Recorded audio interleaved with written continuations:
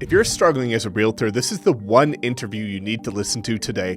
Imagine struggling as an agent and having to choose between getting a 9-to-5 job or actually lowering your living expenses, and doing so by living in a tent.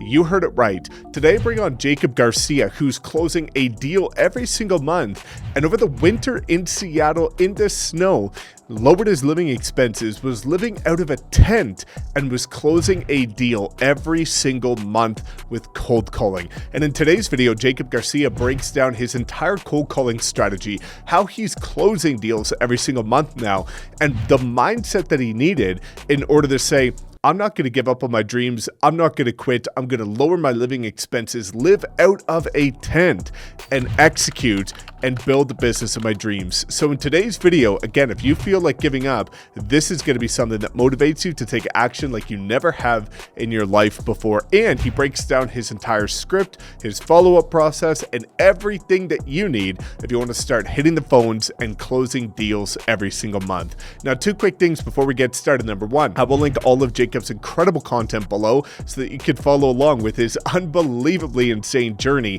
as he continues to build momentum. And number two, I'll link his calendar below in case you would like to chat with him and get a dose of inspiration to take your business to the next level. So without further ado, let's bring on Jacob and share with you an unbelievable story that will inspire you to get out there and take massive action. All right, Jacob, so super excited to have you here and to unpack what I think is one of the most incredible stories in real estate that I've truly ever heard.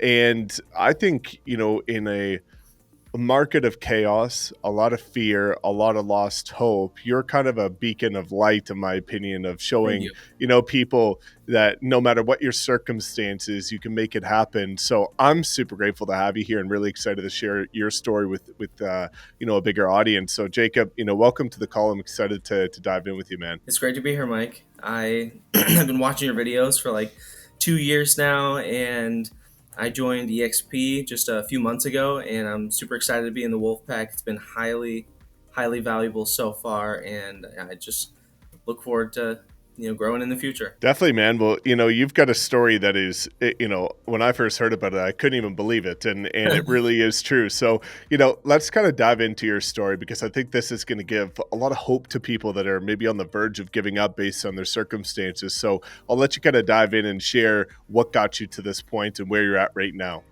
Sweet, man. Well, I'll start just a little backstory about myself that's not related to real estate, but does relate to, I think, how I was able to get through the hard time and to get to where I am right now. So when, just going back, I'm pretty young, I'm only 23. So just going back to like high school, I was 245 pounds my junior year, and I'm 5'6", so that's not a good look in my opinion. I did powerlifting and stuff, so I was still kind of active, but just wasn't healthy, ate like garbage. And I, decided to make a change. That was my first like growth mindset kind of experience, where I was like, I don't like where I am today, and I'm going to do something to change it, no matter how long it takes or no matter how hard it is. Everything else, if there was any problem that ever came up, I was just like, oh, well, I'll just deal with it, or I'll just accept it, or I'll just, settle. But at that moment, I was like, I want to lose the weight. I'm going to do it. And I went through all sorts of different diets, all the things, and eventually got all the way down to 180 pounds, which was the leanest I was. I got certified as a personal trainer after high school, and, for about 2 years, helped people at Anytime Fitness lose weight and, hit their fitness goals. And I loved it. I was so passionate about it. I was I was in the gym like 12 hours a day, not working out, helping people. I mean, 12 hours a day is pretty ridiculous. But I was in the gym 12 hours a day, just helping people work out. And I did have some sales interactions in there too, but I didn't understand it, right? So if I was doing a fitness consultation with somebody, there was a script I was supposed to use and everything, and I never. I got clients through charisma and through showing them my before after pictures. So Like if they were like, nah, any objections, I was like, okay, cool, well, good. So a little bit of sales experience there before real estate. The reason I decided to leave the gym was solely income.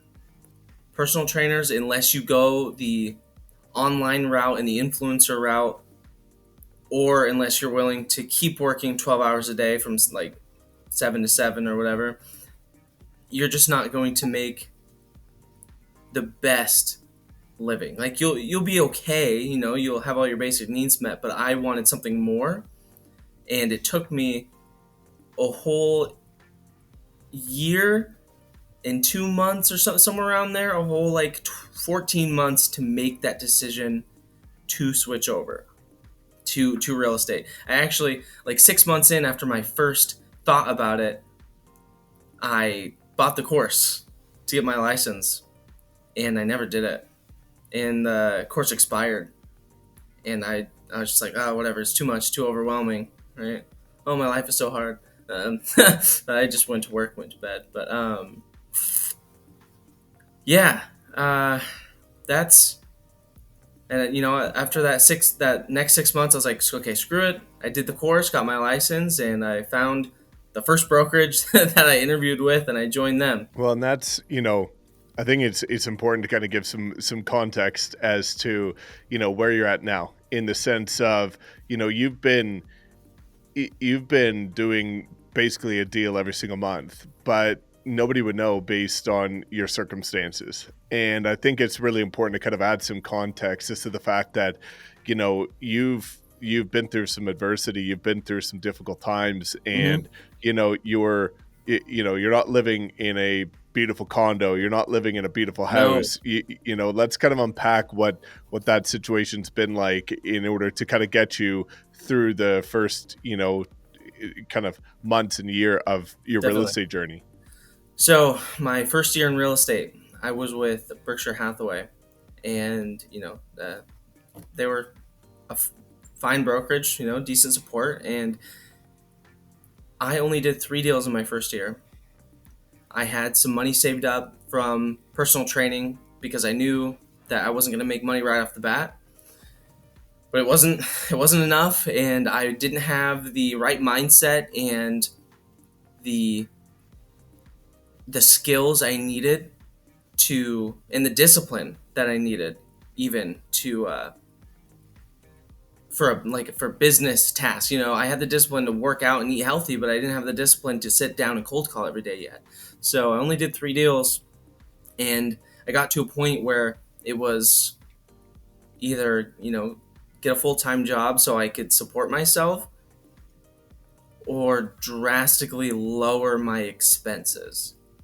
And it was a long conversation with myself. It was actually it's just really frustrating because I was like a year in and had spent so much time learning and growing and messing around and not doing the right things, having shiny object syndrome. But I ended up choosing to lower my expenses as much as I could. So I started canceling stuff, including my lease, and I rented a campsite at a national park in the capital of Washington, Olympia, and got this 12 by 12 tent from Cabela's with a wood stove in it. And I went and bought a bunch of firewood, and I set everything up to where I could sleep and be kind of at least somewhat warm at night. It was during the winter months. I started doing this in I think at the beginning of January. So somewhere around the end of December, like right after Christmas, I think. And I did it for a couple months to where I could get 2 more deals, because I worked all day. I just went to the office, stayed at the office all day, worked all day to where I could get 2 deals. And I was able to now rent out a private office space, which I'm sitting in right now, and I sleep on an air mattress in the office, which it's warm, it's better, and every single month now I am on the up. I'm doing deals every single month. Compared to last year, that's pretty good. So I made the decision, went through some really tough times for a few months, and it paid off for sure. Yeah, man, that's so powerful. And I'm really excited to kind of dig into some of the different elements of this and, you know, having the humility to be able to, do the opposite of what most would do in your situation. Most would just say, I'm going to go get a part-time job, or I'm going to go get a full-time job, or this isn't cut out for me. And, alternatively, you decided I'm going to lower my living expenses because I know I can make this happen. So when you, one of the things I'd love to kind of dive into with you is that difficult conversation you have with yourself. Because I think there's a lot of agents right now seeing interest rates, NAR proposed settlement, the political election year. There's so many different things that are kind of making the real estate industry difficult. And there's a lot of people kind of teetering on that edge of giving up, quitting, finding something, some other alternative. What kind of went through your head, and what was that dialogue like in order to say, I'm not going to give up, I'm going to commit to this, and I'm going to do whatever it takes? It was a few reasons, a few main factors. Number one is I commit to myself that I want to have a better life and I want to be in the top 1%, and this is what it's going to take, right? This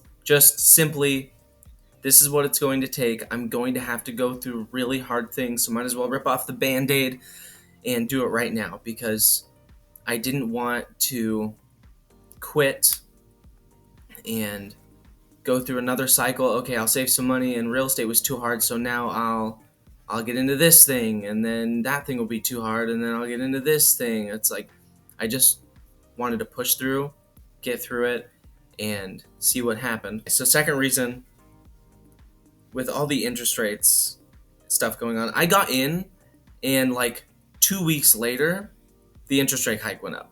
Like 2 weeks after that.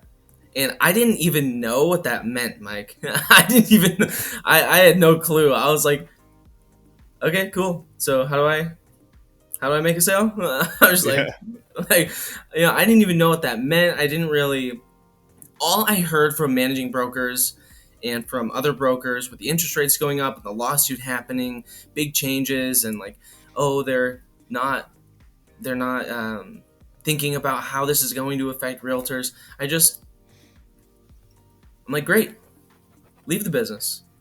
Make it easier for me. More for me, less competition. If I stay in it, I just looked at it as, there's less competition, and that's if I can stick through the hard times when I don't already have this big business built, how good am I going to do when the times are easy again? Like, if I could handle living in a tent for 2 months, I can handle having a conversation with a client about interest rates and buyer agent commission. That's the main reason, is less competition. And I was so new in the business, I just didn't see that much of a change. I didn't really think about it too much. I just woke up every morning and just turned on the dialer and cold called, and it just didn't bother me. It just didn't bother me that much. Yeah, and I think that's a really important perspective to have, because a lot of people get consumed by it, distracted by it, and it just deviates them from what they can control. Because at the end of the day, you can't control any of those things happening. The NAR lawsuit, the interest No. rates, whether you complain, whine, or take action, none of that is going to control what happens except for your own destiny and what you're able to do. And I love that you kind of just had that mentality of saying, it is what it is. I Yeah. can't change it. So let's adapt to it and do something with it, in order to continue to build, because there's deals happening every single day regardless. And so, you brought up cold calling.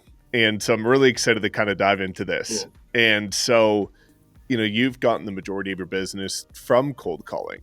And I'd love to kind of start to dive into your approach. What are you going after? Is it FSBOs? Is it expireds? Is it general cold calling?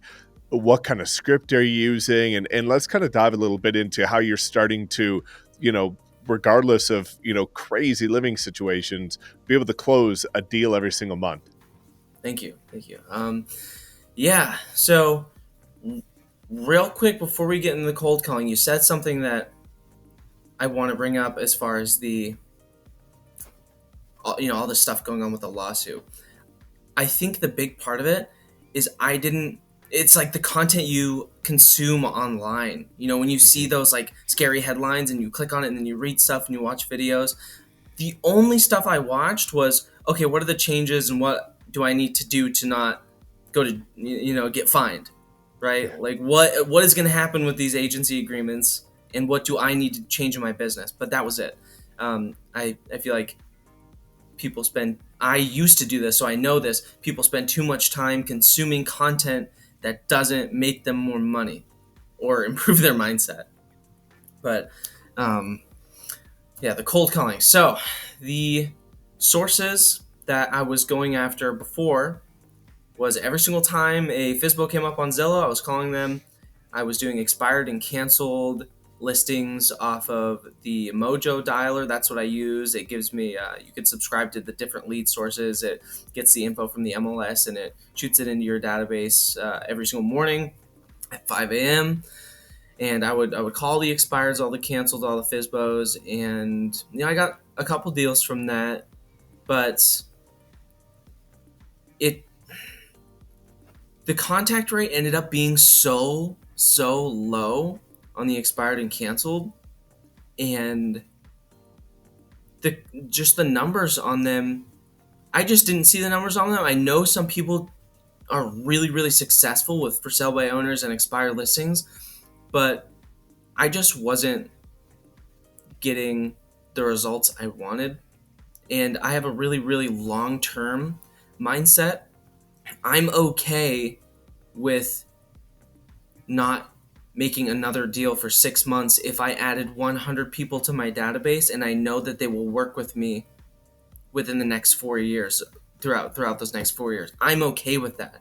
Almost, actually, if it was 100 clients that would work with me within the next 4 years, I'm okay with waiting 2 years to make a deal because that's a lot. That's a lot. So really long term mindset. So I switched over to absentee owners because there's tons and tons of absentee owners. Usually, the contact to lead rate I found when I call them is 15%. And what I count as a lead is somebody who says, "Yeah, I want to sell eventually," and "Yes, I want to meet with you eventually. Here's my email address and all my contact information." If they say, "Hey, yeah, you can contact me and I want to sell this time," some sort of time frame, as long as they have that, yeah, they say, "I want to sell," and they want to work with me, and they give me their contact info. That's a lead. So 15% for the absentee owners, and I'm actually almost out of absentee owners to call in Olympia, Tumwater, and Lacey. Those are the two cities that are surrounding Olympia, and I pulled every single record from Mojo, and I have 1,000 left, which I will finish next week based on the numbers I have. So I'll have to start doing circle prospecting again, which just pull homeowners, and Mhm. I can filter it to where I can filter maybe like for downsizers, people that have owned the property for a certain amount of time. They might be a little bit older, and it's a two-story home, maybe a little bit bigger than the average home, so they might have more. Um, more motivation to sell. But really, when I pull data for circle prospecting, I just pull the data. I don't worry about who it is or like what kind of house it is, as long as it's just single family residential or condo, and I'll just pull the data and I'll just start calling. Yeah, that's wild, man. I think it's really cool to be able to identify what works for you, because a lot of people, as you alluded to, are they kind of harp on Visbos and expireds because it does work. It is low hanging fruit, but a lot of people are not exploring alternatives that could be better for them. And I Right. think it's, really cool that you kind of lean into the absentee owners. When it comes to the absentee owners, what's kind of your approach there when it comes to calling them, and maybe a bit of a script format that you're using? Okay. So I say pretty much the same thing every time. Um, I'll just go over my script with you. I'll just say the whole thing. Okay. Let's go. So I'll say, by the way, when I cold call, I'll just have my headset on. I'm just chilling. I'm just sitting here. You know, I'll wait. Someone answers. Hey, Mike. Say, hey, Mike. This is Jacob. I'm a local realtor here in Olympia. Would it be all right if I ask a quick question? Sweet. Awesome. You still own the property at 123 Banana Street, right? Cool. Cool. I just had a quick question. We're still in a seller's market, and the Fed said that they might lower rates this spring, and if they do, prices might go up. So I was just curious if I brought you an offer with a price that made sense for you and terms you liked, would you be open to the idea of getting that sold?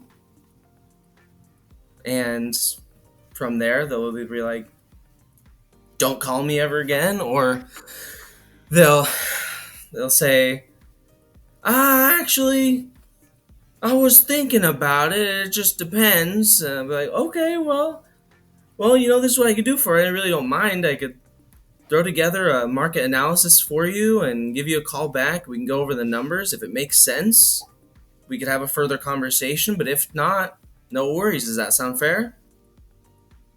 And then usually they're like, "Sounds fair." I'm like, "Great. What's the best email to send that market evaluation to?" And then we go from there. They get put in the follow-up system. I send them a CMA, and we go from there to try to schedule an appointment. But that's it. I mean, it's not complicated. It's really the numbers. Just ask, be kind. Ask people for their permission to ask them. You'll get a lot of bad reactions if you call people and you just start talking. You have to ask them for their permission. Because I had really, really, really bad anxiety with cold calling at first. I remember my first day, I could only handle dialing 10 times because I got so nervous dialing 10 times because I was like, man, what are they gonna say? Are they gonna yell at me? Am I gonna call them in the middle of work? And I wouldn't call people on holidays. It's just funny to go back and how scared I was. I'd be sweating but now Man, it's just, yeah. I've been there. I remember when I first started cold calling as well. In my first few months, I cold called and door knocked, but ended up finding better results with door knocking. But I was petrified of cold calling, and I've been there, man. It's exhausting, but I found that once you get in the rhythm, you almost get a bit of a high from it, like a dopamine effect of Yeah. oh, you feel like your business is growing, like you're actually doing something to get yourself closer to that next deal and that next goal. So you can kind of find a bit of enjoyment in the process of it, which helped me a lot. And I would kind of love for you to kind of also explain, how many calls you're making, because Yeah. it's pretty wild, and maybe what kind of time frame you're calling it during the day. Okay. Yeah, definitely. So, as far as that kind of falls into routine, because routine is extremely important Mhm. when you're trying to grow your business, and especially when you're doing cold calling or something like door knocking. It's very important to schedule that in.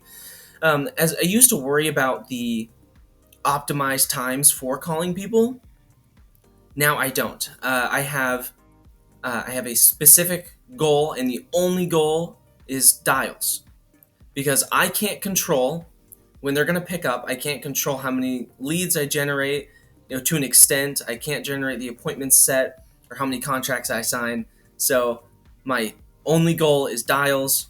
And as far as how many I am doing, the most I've ever done in 1 month was 3,000. I did 2,000 last month in March, and this month the goal is 6,000. And big drastic change. And how I'm doing that is, instead of every single morning, 5 days a week, calling for a couple hours, Monday and Tuesday I have power prospecting days, and then Wednesday, Thursday, Friday, I'll do my follow-ups and I'll do a little more dialing for those days, a couple hours in the morning from 8 to 11 on those days. And on Monday and Tuesdays, the power prospecting days, I am dialing from 8 to 3. I'm sitting in my chair dialing from 8 to 3. And so far in April, I've had 1,500 dials, and it is April 6th right now. So that's how many. Do you have anything to add on to that before I tell you how I can sit there for 8 hours? I think that's the next question is mentally, how are you pushing through that barrier of just mental exhaustion from calling? Okay, so I am never exhausted after calling. I have tricked myself into loving and wanting Monday to happen so I can do these cold calls, and I'll tell you why. I have never heard any other agent do this. So you can start doing this when you get really good with your script. I say, I'm so good at the script now. I can just, when people answer the phone, I don't even have to really pay attention. I just have to see the address and their name and stuff, and it just flows. Sometimes I change it. I change the script in the middle of it to see what will work. So once you get super good at the script, it takes less mental energy. One, so you don't have to worry about it. You don't get that anxiety at the beginning. You're just like, well, start the dialer, and I'm going to say the same thing for 8 hours. Great, boring, but it's not as hard. And that just comes with repetition and script practice. So I remember when I was with Berkshire Hathaway in the office, every morning I was there at 6 a.m. and I had my script in my hand, paper, when I didn't know all my scripts yet. And I would pace back and forth in the hallway in the office and just say the script over and over and over again. It was like 30 or 40 times every single morning before I started calling. Now I don't have to do that, right? So, you know what this is? Looks like an Xbox controller. Right. So every morning I turn on the dialer. I have my laptop sitting off to the side and I have another monitor over here. I start the dialer on my list, okay?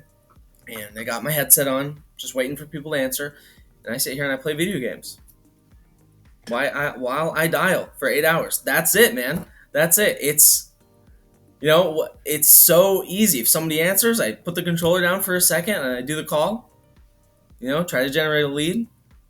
And then write my notes down if I generate a lead. Next contact, dials, play video games. That's wild. Before I start playing video games, I do like other tasks on my laptop. I write some CMAs, I return some text messages, send some emails on my phone. But once I get a lot of those little tasks done, a couple hours, I'm just like, well, I don't want to sit here for 6 hours and do listen to voice messages. Yeah. So why not? That's so cool, man. I think, being able to find a unique solution to still be effective while enjoying the process and, being able to find that sustainable energy is so invaluable. And I think a lot of people, again, for me, it's not quite the same, but like when I was door knocking, I would treat it as like my daily cardio. And I'm like, all right, I'm going to go out and I'm just like going to get in better shape. Like I just happen to be going instead of in a straight line from door to door. And so, you kind of find a way to make it productive or at least enjoyable. Because I didn't want to be just trapped. And so that's incredible. I love that you've been able to do that. And I think one of the other things that I'd love to kind of dive into with you that you touched on earlier is follow-up. And so are you using a CRM? How are you following up with these people? What's that process look like after initial contact? Yeah, absolutely. So I have KV Core because I'm with EXP Realty, and I think it comes with KV Core, or you have to like pay a little extra. I don't remember. It's but free. I have KV Core, and I have a process every single time I get new leads. So I don't actually do my lead input for the new leads that day. I'll do it the next morning. So how it looks is I'll finish a prospecting session. and I'll have all my leads put into a separate group in Mojo. And then the next morning, I'll open up that group.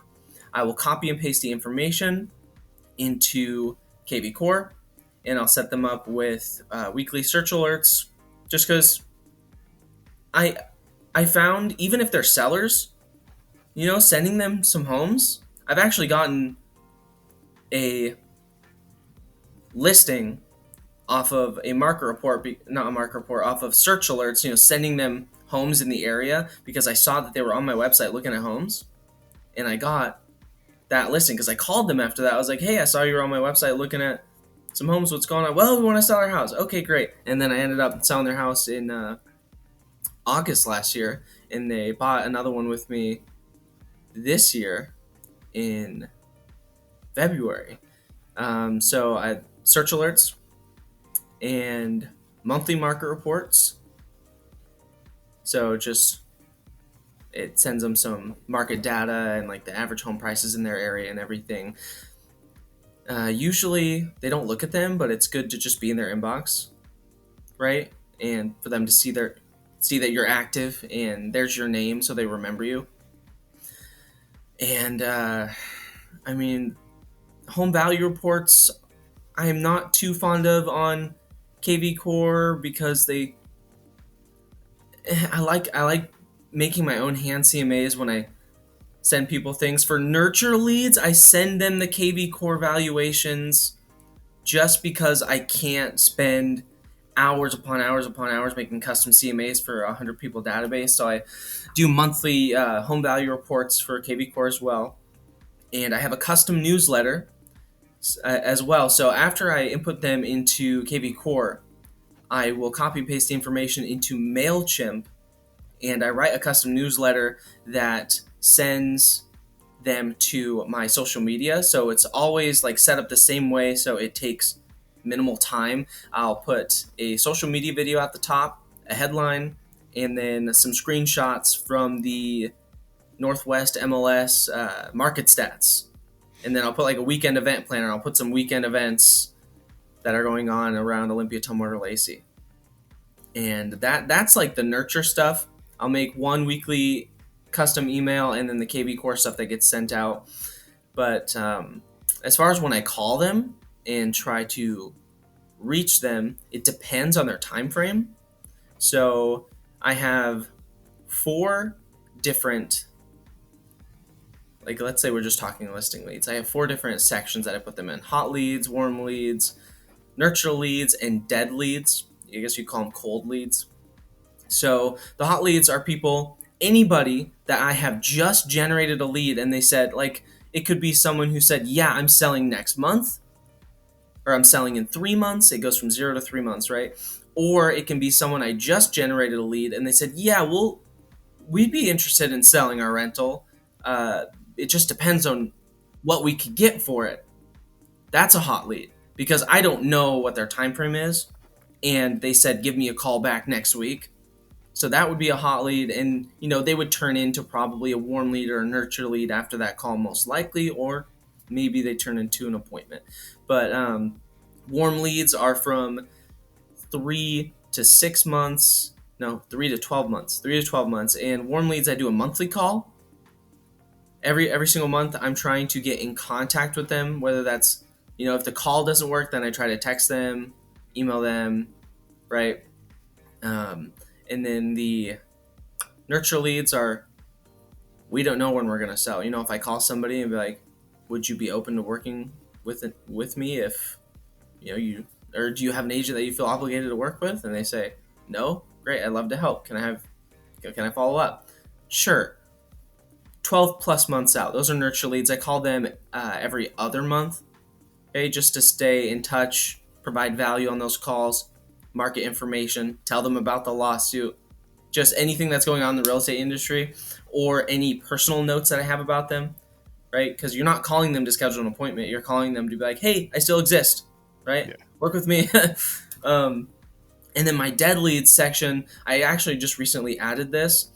Not everybody in your database is, who give you permission to follow up immediately will ever answer their phone. Some people will never answer their phone. never email you, nothing. If I try to contact somebody 9 times, so that's 9 times I dialed their phone and they either blocked me or for some reason they won't tell me, hey, don't call me anymore. They put in dead leads, which I'll still call them, but quarterly. Okay, I'll call them quarterly, and they stay on all of the newsletters and everything, so they're still getting all my content, because I don't know if they're seeing my content or not.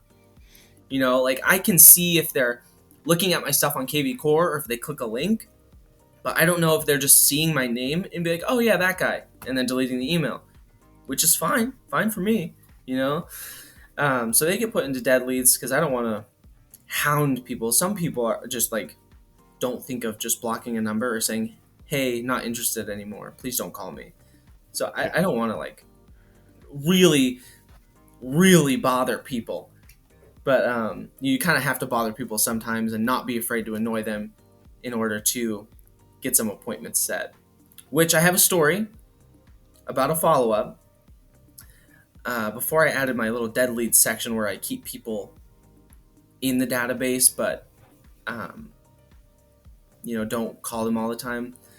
I had an expired listing that I had an appointment with, and he said he wanted to sell, but he wanted to do some renovations and all the stuff. We had a great appointment, lots of rapport building. We were almost friends by the end of the appointment, and I had to, just put in my follow-up system because he wants to do it at this specific time. It's like, okay, great. I'll start working on some stuff. It was like 6 months down the road he was supposed to list. Ghosted me. He ghosted me, right? I was like, okay, whatever, But I kept calling, kept trying to get in contact with him, and I was looking at my database one day, and I was about to remove him. And it was a great listing, too. It was a good price point. I was about to take him out of there. I was like, I'll call him one more time. Now, I was like, screw it. I'd feel bad if I didn't at least give it one more shot before I took him out of the database completely. Gave him a call. He answers after 6 months of not talking to me. And he goes, hello? I'm just like, hello? And I'm like, oh, what's up, man? I haven't heard from you in a long time. What's going on? Because we had a second appointment scheduled, and he rescheduled. He sent me a text, hey, sorry, family emergency, have to reschedule. I said, no worries, right? And, it's like, so what happened? What, everything okay? Yeah, my daughter got sick, and, after she got better, we went to Korea. We went back to Korea and, spent some time there, and then we went to Costa Rica. And then we were there for about a month, and now we just got back. And I was like, well, awesome. You still got the same plans? You still trying to get rid of that house? After some conversation, that's not what I directly went into, of course, but he's like, yeah, absolutely. And we're going live next week. Wow. 650,000 price point, a 17-acre house, brand new manufactured 3,000 square foot shop, 2-car garage. That's crazy, dude. Yeah, dude. I love that, man. That's again, I think one of your core principles being consistency. Absolutely. Is the definition of it, of never giving up. And I think a lot of people, even you look at the data, like the average data shows that the average lead converts after the 8th touch point, and most agents stop after the 1st or 2nd, and the fact that, you gave it that chance, and, now that's going to be an incredible payday, and also an opportunity to leverage that to get more listings and potential buyers. Unbelievable. Yeah, man. I was very, very, very glad that I gave him that last call, and I will never remove somebody who I had a good interaction with in person from my database, ever. Yeah. After that, I was like, that's all I needed. That's all I needed. We're making a section for these people now. That's amazing. I've had similar stories to echo that, so that people don't think that you're the only one. I would knock on doors, and 1-2 years later they would reach back out, and they were like, remember when you showed up at the door? I'm like, you remember that? And it turned into listings, and it's because, I kept them on my monthly market reports. I never gave up, and I just said, we had a good chat at the door, so why, toss that away? And if you're consistent, you just never know, because you never know what's going on in people's lives. Yeah.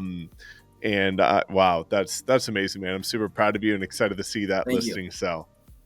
Thank you. So, you know, as we start to kind of pull this full circle, I'm really excited to get your perspective and to get your kind of breakdown of what's the future look like for Jacob. And this is a question I typically don't ask a lot of people, because they're kind of doing the norm, and you're not. You've got such a unique story. You've got such an incredible work ethic. You've got such a growth mindset that I know you're going to be doing big things. I know that you're going to stay consistent. And I'd love for you to kind of tell me, what does the next 5 years look like for you? What are your goals, and what can we follow along and support you in achieving?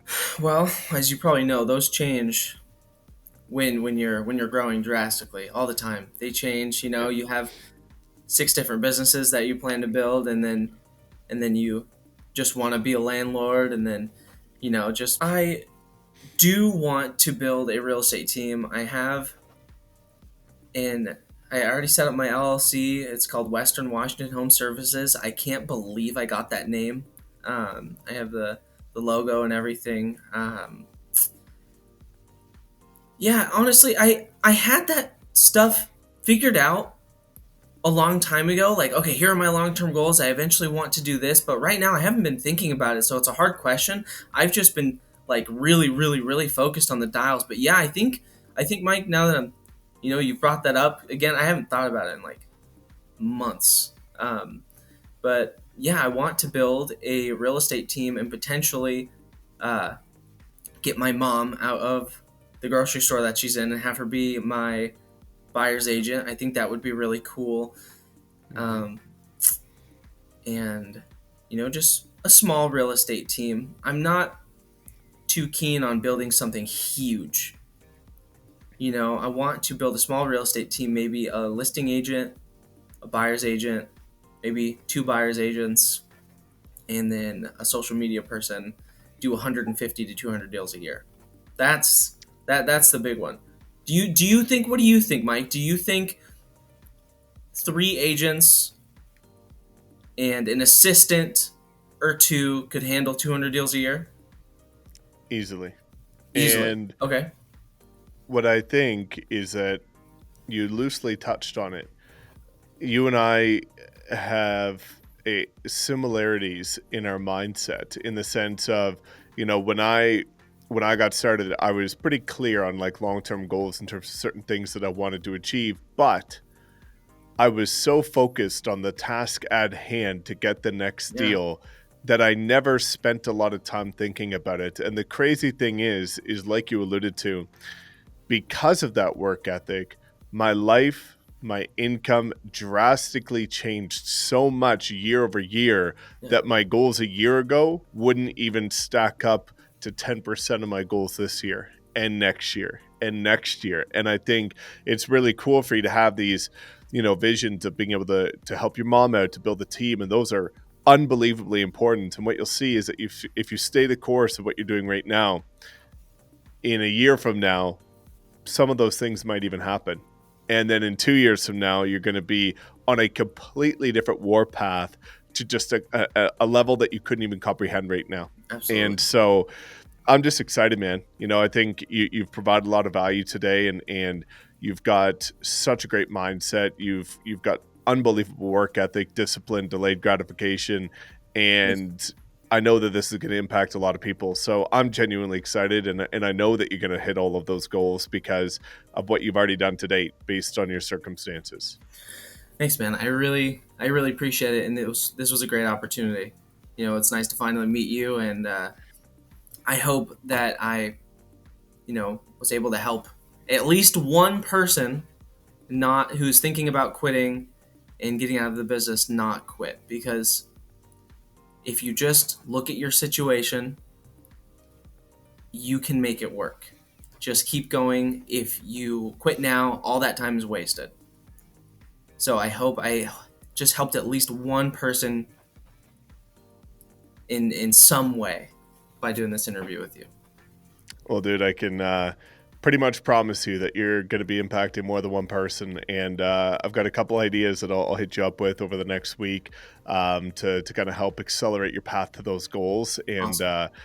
couldn't be more excited to be on this journey together, to see what you do and to continue to follow along with your journey. So again, guys, I'm going to link all of Jacob's content below, his TikTok, his Instagram, so you can go follow and make sure that you support him on his journey there. I have a Thank you. feeling like this is not going to be the last video that we do together. I think every year Nope. we'll have to make a point of doing this, and just couldn't be more excited, man. So guys, make sure you go check it out. Jacob, thanks again, man. Make sure you Thank guys like, you. comment, subscribe.